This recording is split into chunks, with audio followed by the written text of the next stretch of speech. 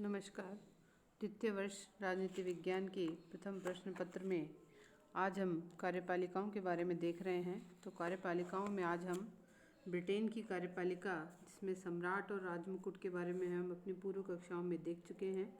आज हम ब्रिटेन की कार्यपालिका में वहाँ की मंत्रिमंडल और प्रधानमंत्री के बारे में आज पढ़ेंगे। तो सबसे पहली बात, मंत्रिमंडल और कैबिनेट का महत्व। ब्रिटेन में संसदीय शासन व्यवस्था है। तो संसदीय शासन में कार्यपालिका का एक औपचारिक प्रधान होता है तथा दूसरा कार्यपालिका का वास्तविक प्रधान होता है।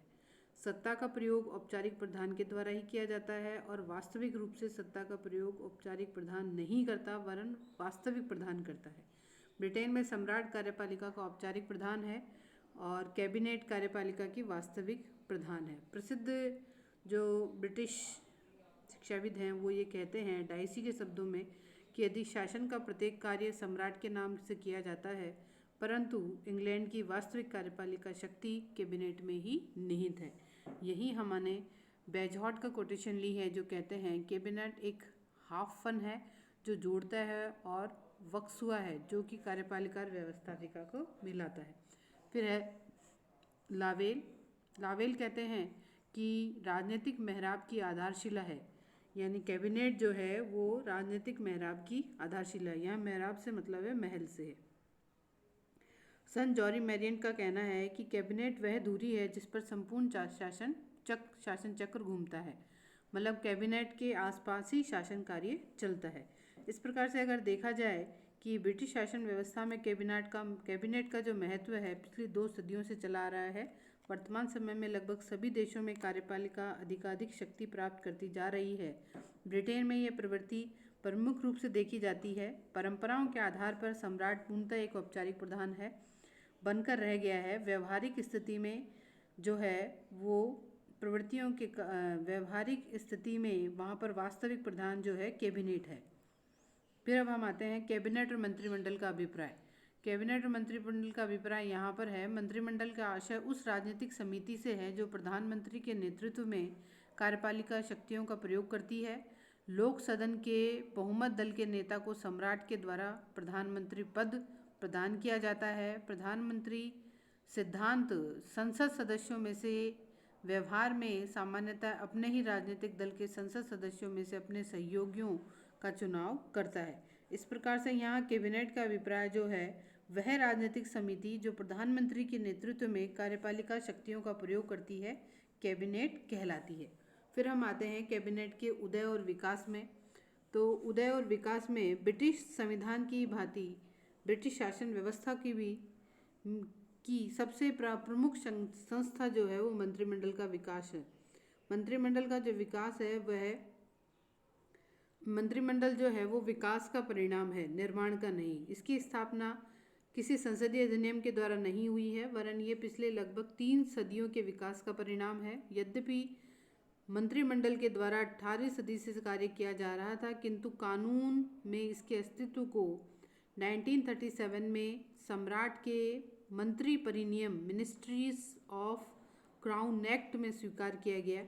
उसके बाद इसकी शुरुआत होती है। 18वीं सदी के अंत तक मंत्रिमंडल की जो विशेषताएं मानी जा सकती हैं वो थी, कैबिनेट के सदस्य ब्रिटिश संसद में से ही लिए जाने चाहिए। सामान्यतः वे एक ही राजनीतिक दल के होने चाहिए। उनका संसद में बहुमत होना चाहिए। उनकी एक सामान्य नीति होनी चाहिए। मंत्री लोक सदन के सम्मुख उत्तरदायी होने चाहिए। वे सभी प्रधानमंत्री के अधीन होते हैं। 19वीं सदी में इन्हीं सिद्धांतों का दृढ़ता से पालन किया गया। फिर 20वीं सदी में मंत्रिमंडल व्यवस्था से संबंधित कुछ बातों का विकास हुआ है। अब मंत्रिमंडल के सदस्यों की संख्या 10 से 12 के स्थान पर 18 और 22 हो चुकी है। मंत्रिमंडल का कार्य बढ़ जाने के कारण मंत्रिमंडलीय संसदीय समिति का प्रचलन हुआ है। संकट काल में राष्ट्रीय मंत्रिमंडलों की स्थापना का प्रचलन हुआ। युद्ध काल में मंत्रिमंडल की आंतरिक समिति के रूप में युद्ध मंत्रिमंडल का विकास हुआ और 20वीं सदी में कैबिनेट सचिवालय की स्थापना हुई है। तो युद्ध मंत्रिमंडल जो है वो भी एक प्रकार की आंतरिक समिति है जो युद्ध काल में मंत्रिमंडल के दायित्वों को निभाती है। तो अब हम यहाँ पे देख रहे हैं मंत्रिमंडल व्यवस्था का की मंत्रिमंडल व्यवस्था की विशेषताएं। इंग्लैंड मंत्रिमंडलात्मक व्यवस्था का मात्र देश है। अन्य देशों में इस व्यवस्था को इंग्लैंड से ही ग्रहण किया है। अतः ब्रिटेन ही मंत्रिमंडलात्मक व्यवस्था को उचित प्रकार से समझ लेना चाहिए। तो सबसे पहली बात इसकी विशेषताओं में सबसे पहली बात है सम्राट की वास्तविक कार्यपालिका से पृथकता।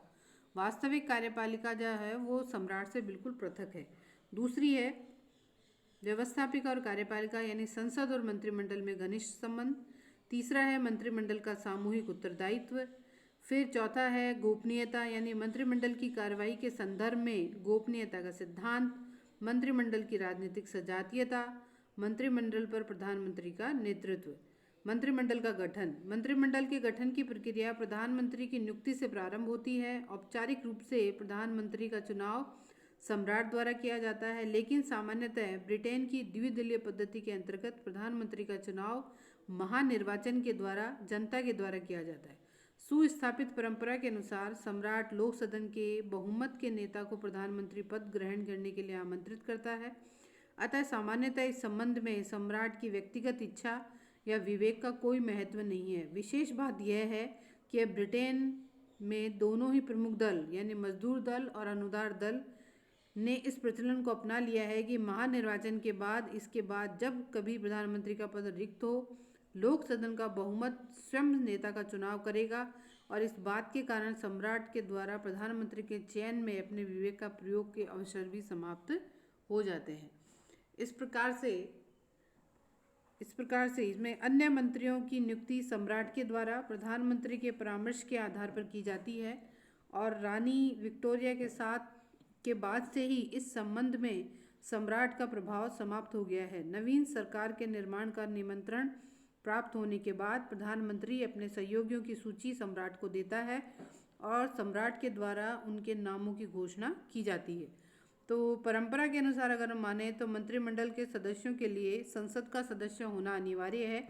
अगर किसी वजह से वो सदस्य नहीं है तो उन्हें 6 महीने का समय दिया जाता है, जिस अवधि में उन्हें जो है सदस्यता ग्रहण करनी होती है।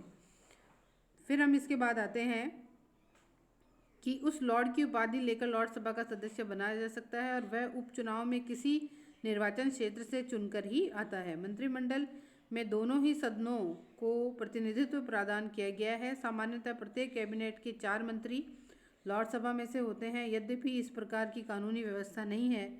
इसके अतिरिक्त प्रधानमंत्री अपने सहयोगियों का चुनाव करने में अपने दल के अंदर विभिन्न व्यक्तियों की स्थिति, उनकी भौगोलिक क्षेत्रों, समुदायों आदि चीज़ों का ध्यान रखता है। इस प्रकार से वास्तव में किसी भी अधिनायक की ही अपने कैबिनेट के निर्माण में इतनी अधिक स्वेच्छाचारी शक्ति प्राप्त होना जितनी नहीं है जितनी कि ब्रिटिश प्रधानमंत्री को।